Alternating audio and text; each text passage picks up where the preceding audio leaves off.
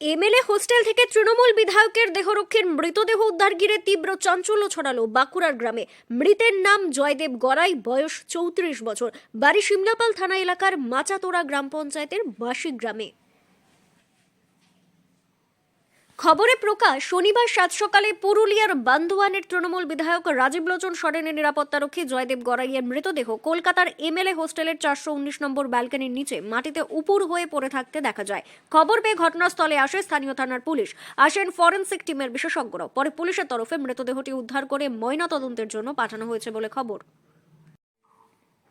এদিন দুপুরে মৃত নিরাপত্তারক্ষী জয়দেব গড়াইয়ের বাড়ি বাসিতে গিয়ে দেখা গেল পুরো গ্রাম জুড়ে শোকের আবহ। আর কয়েকদিন পরে ছুটিতে বাড়িতে আসার কথা ছিল, তার আগেই সব শেষ। বিষয়টি মেনে নিতে পারছেন না পরিবারের সদস্য, বন্ধু বান্ধব থেকে পাড়া প্রতিবেশী কেউই।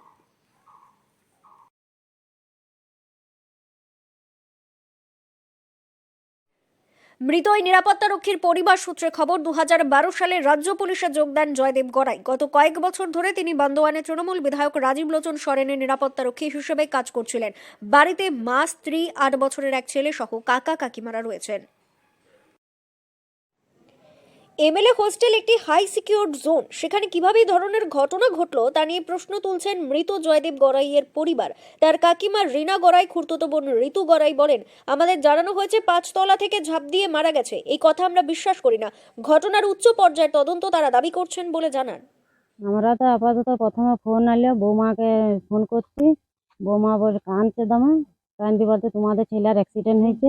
আমি আর কোনো ফোনে খবর পাইনি। দিয়ে ও থানা থাকুন যখন ফোন এসেছে, আগে বললে তোমরা ডেড বডিটা নিয়ে যাও, 5 তলা থাকুন পড়ে গেছে। এই সকলেই শুনেছি, অন্য কেন ছেলে ডাবলি কলকাতা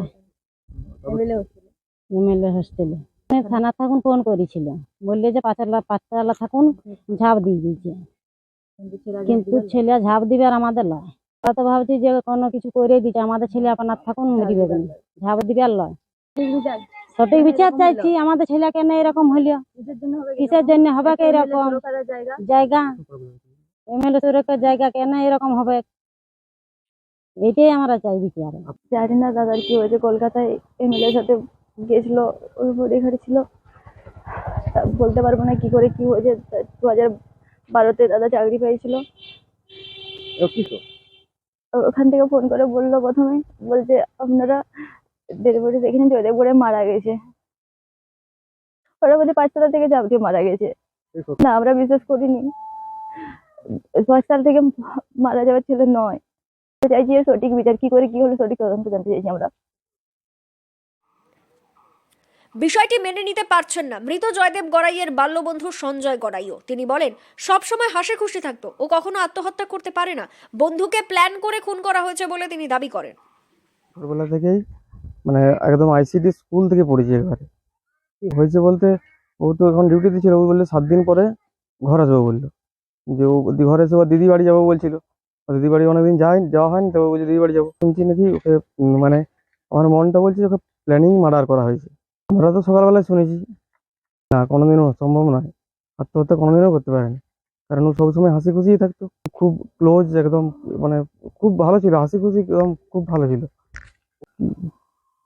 রাজীব সরেনের আমার মনে হচ্ছে পরিকল্পনা করে মার্ডার করা হয়েছে ওকে।